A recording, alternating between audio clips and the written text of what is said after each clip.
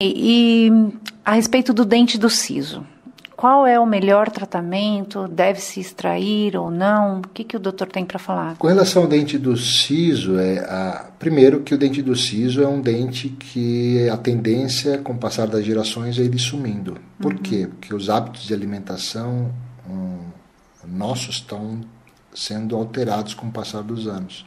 Estão sendo menos pastosos e menos duros e mais pastosos. Okay. Né? Então, na realidade, a função do siso era para se aumentava o número de dentes para melhorar a sua mastigação com alimentos duros. Né? Então, a tendência com a evolução humana é sumir o dente do siso. Tanto é que tem algumas pessoas que não têm o dente do siso. Se é radiográfico, não tem dente do siso. E vamos agora para as pessoas que têm o dente do siso. Né? Qual é o momento que esse dente vai erupcionar? Mais ou menos aos 18, 20 anos, que ocorre a erupção desses dentes. E é mais ou menos nessa época que você vai pegar naquele paciente adolescente, já para adulto, que você vai fazer as radiografias, as panorâmicas, para ver se ele tem o dente do siso. Se ele tiver, você vai depois radiografias específicas para ver qual é o posicionamento desse dente, né? E verificar se ele vai ter espaço suficiente para erupcionar ou não. No caso de não havendo espaço para erupcionar, a indicação é a extração desse dente, porque se ele não tiver espaço para erupcionar, ele pode causar alguns problemas, tipo pericoronarite, que é a inflamação do saco pericoronário que envolve esse dente quando está parcialmente erupcionado, e parte erupcionou e parte está incluso. Então forma ali na gengiva um capuz, e esse capuz acaba inflamando, porque é difícil de higienização ali, que produz uma pericoronarite, que precisa ser tratada e depois remover o dente do siso.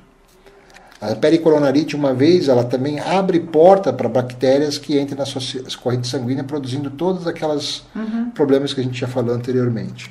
Ele dá uma dificuldade na mobilidade? Sim. Sim, às vezes a pessoa não consegue fechar a boca porque está muito inflamado ali. Dá trismo, a pessoa não consegue abrir a boca também. Então a pericoronarite traz todos esses problemas gengivais, podem trazer problemas sistêmicos, né?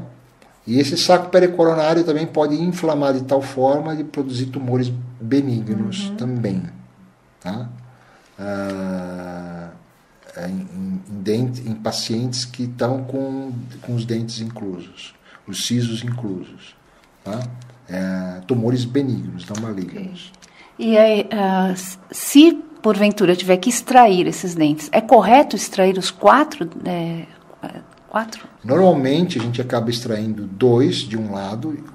Vamos supor, se ele tiver os 4, a gente primeiro extrai os 2 de um lado, para que ele possa estar mastigando de uma forma confortável do lado direito.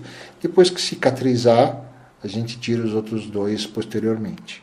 Tá? Mas a indicação é extração, sim, não deixar aquele dente ali. É porque a recuperação é um pouquinho chata, né, doutor? Vai inchar, vai, enfim. Não, depende, tudo vai depender do posicionamento daquele dente. Se ele estiver totalmente intraósseo, e às vezes até ele está tão colado no dente vizinho que produz reabsorções da raiz do dente vizinho. Né? Dependendo da posição que ele está, nós vamos ter mais dificuldades para remover esse dente, porque nós vamos ter que remover aquele dente dentro de uma caixa óssea. Então eu vou ter que tirar pedaços de osso ali para tirar o dente. Que nem se eu tivesse o dente numa caixa de sapato, eu vou ter que tirar a tampa da caixa de sapato para tirar o dente dali de dentro. E isso daí, de certa forma, quanto mais osso eu tiver que mexer, mais traumático vai ser e um pouco pior vai ser o pós-operatório. Mas hoje a gente tem antibióticos de primeira linha, tem analgésicos anti-inflamatórios de primeira linha que você consegue controlar a dor e a inflamação ali sem problemas. Você pode também estar aplicando laser de baixa potência para estar controlando aquele pós-operatório de tal forma que o paciente não vai ter grandes problemas. É importante não deixar isso criar uma infecção, um abscesso e se tornar tudo mais difícil, né, doutor? Exatamente. Doutor Ney, quais os cuidados que um idoso deve ter? Como é que é o dia a dia do idoso com relação à higiene bucal? Bom, na terceira idade, algumas coisas a gente tem que ver com relação à saúde do idoso, né? O idoso, normalmente, ele tem já, ou ele está com uma pressão alta, ou ele tem já uma diabetes instalada, ou ele toma ansiolíticos, antidepressivos, né? E tudo isso aí vai acabar influenciando na forma que eu vou tratar esse idoso, né?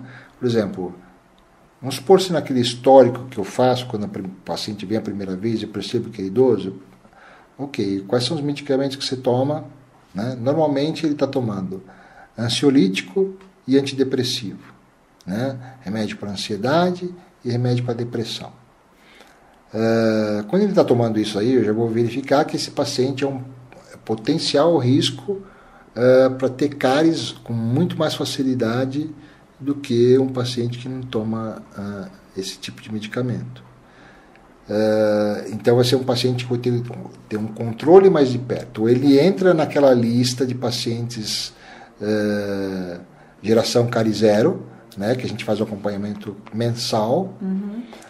Ou se ele não quiser adotar isso daí, cada 3 meses ou cada 6 meses eu estou acompanhando esse paciente em termos preventivos, né? Em termos de restauradores, hoje o paciente ele só fica sem dente se ele não quiser ou se ele não tiver dinheiro, né? Porque existem recursos hoje, no caso a terceira dentição, que seria os implantes, né? E quem sabe daqui a 20 anos, por aí, a gente consiga não ter os implantes sejam alguma coisa mais ultrapassada, porque hoje com as células-tronco você consegue, através das células-tronco, criar um dente, né? Mas ainda está em estágio bem ainda embrionário essas pesquisas, né? Mas hoje existem os implantes que funcionam muito bem, e o aspecto preventivo aí é tentar verificar se aquele paciente idoso, como ele já é um paciente idoso, provavelmente ele vai ter doença periodontal avançada. Se ele tem aquela doença periodontal, ou seja, perda de osso avançada, a gente precisa tomar cuidado para que, se ocorrer uma perda óssea em termos de 70%, já extrair esse dente. Por quê? O que se faz? Como é que se faz? Por que isso? Porque antigamente o periodontista ele ia tratando, o dente estava amolecendo, não, mas não vamos arrancar ou manter, mas só que daí ele já perdeu 80%, 90% do osso. E aquele osso vai ser importante para a colocação do implante. Então, sob o ponto de vista preventivo no idoso, você faz a extração daquele dente quando houve 70% de perda óssea. Porque aqueles outros restantes 30% vai ser importante para colocação do implante, senão nem osso vai ter para colocação do implante. Daí você vai ter que lançar mão de técnicas mais caras, mais complicadas, que são enxertos ósseos, entendeu? Autógenos ou não, para poder estar realizando a colocação do implante, senão é impossível colocar o implante naquele paciente. Mas hoje as dentaduras já são bem ultrapassadas, apesar de ter boa parte da população, existe um dado estatístico que 10% da população é que pode pagar dentista. Então tem muitas pessoas que nem dentadura têm. Infelizmente, né? Mas que a dentadura já é ultrapassado e hoje existem os implantes com prognósticos excelentes, quando bem indicados, não vai existir problema nenhum. Agora, com relação os ansiolíticos e os antidepressivos, eles vão reduzir a saliva, a quantidade de saliva. Existem salivas artificiais que você compra, que são medicamentos que você pinga na boca para aumentar o fluxo de salivação, para aumentar a saliva na boca, né? Vamos dizer assim, são salivas artificiais para você diminuir a secura da boca nesses pacientes, né? Tanto os pacientes que recebem radioterapia, quanto os pacientes que tomam ansiolíticos e antidepressivos.